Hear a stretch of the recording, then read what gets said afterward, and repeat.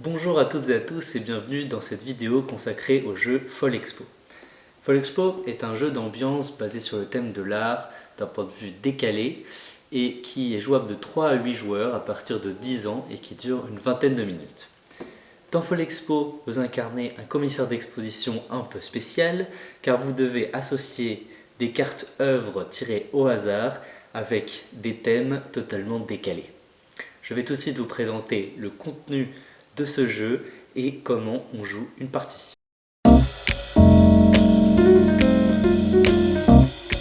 Comme le montre l'esthétique de la boîte, Folexpo est un jeu d'ambiance un peu décalé sur le thème de l'art.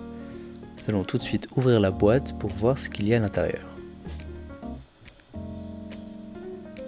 Les règles du jeu comportent donc l'explication du fonctionnement de Folexpo, mais on retrouve à la fin de celle-ci un index de toutes les œuvres.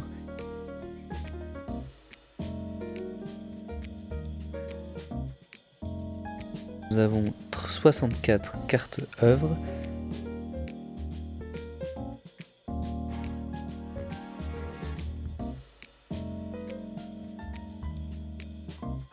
et 44 cartes thèmes qui comportent chacun 4 thèmes, donc cela donne 176 thèmes au total.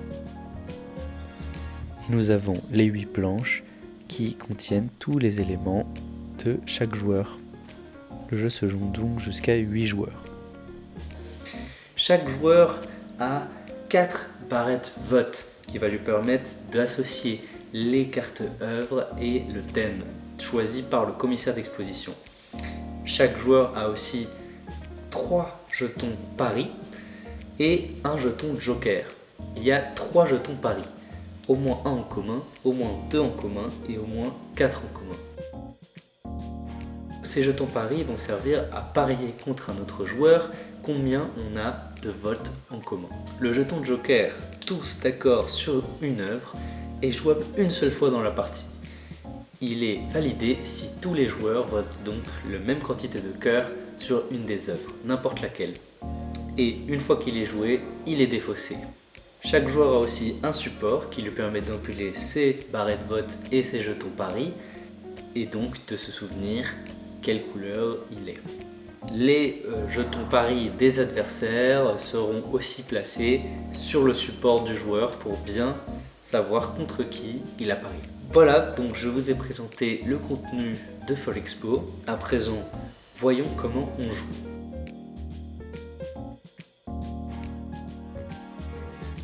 Dans Folexpo, chaque joueur va être commissaire d'exposition une fois dans la partie. La partie s'achève donc quand chaque joueur a joué une fois en tant que commissaire. Donc d'abord, nous allons tirer 4 cartes œuvres au hasard.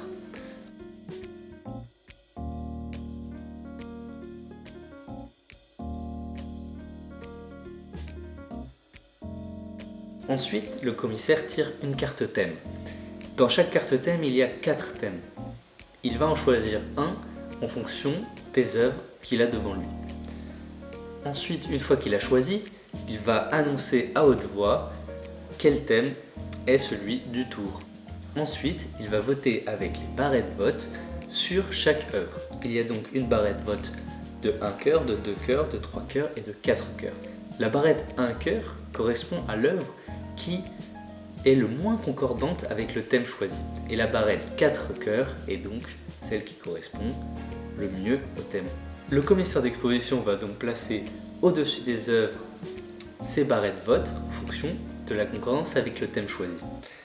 Et les autres joueurs, qui sont donc les visiteurs de l'exposition, vont devoir essayer de deviner quel vote a effectué le commissaire d'exposition.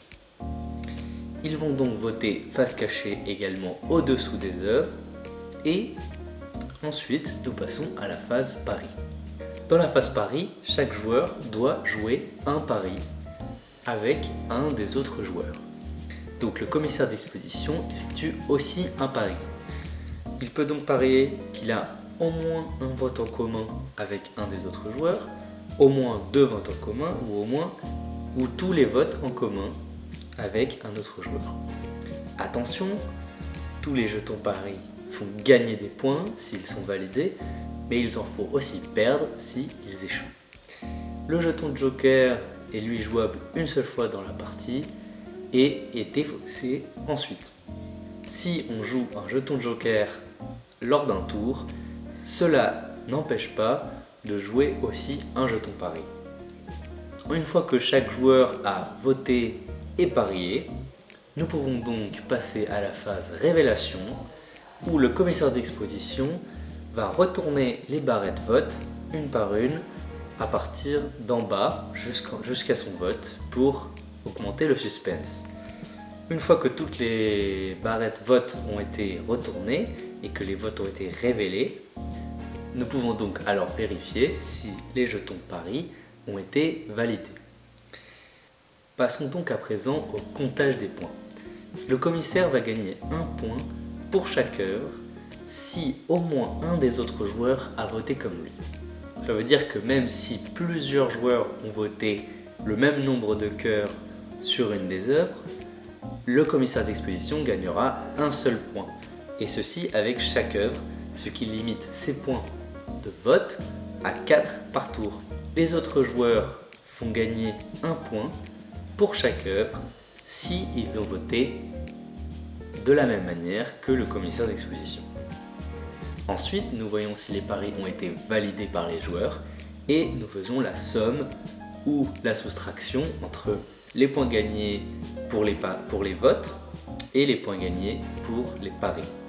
Dans ce tour, le thème choisi était Mon mood du lundi matin et on voit que pour la première image, il y a eu seulement un vote en commun au niveau du commissaire et du joueur jaune. Pour la deuxième image aussi, la troisième image n'a récolté aucun vote en commun et la quatrième image a eu un vote en commun entre le bleu ciel et le bleu foncé. Cela donne donc 3 points pour le commissaire d'exposition. Voilà, c'est la fin du tour et vous pouvez recommencer. C'est le joueur de gauche qui va devenir le commissaire d'exposition. Les cartes œuvres sont défaussées et 4 nouvelles cartes œuvres sont placées sur la table. Une carte thème est tirée par le commissaire et c'est le joueur qui a le plus de points qui gagne la partie. Voilà, merci d'avoir suivi cette vidéo sur le jeu Fall Expo et je vous souhaite une bonne partie. Fall Expo est donc un jeu amusant qui pourra déclencher des débats car il fait appel au ressenti de chacun.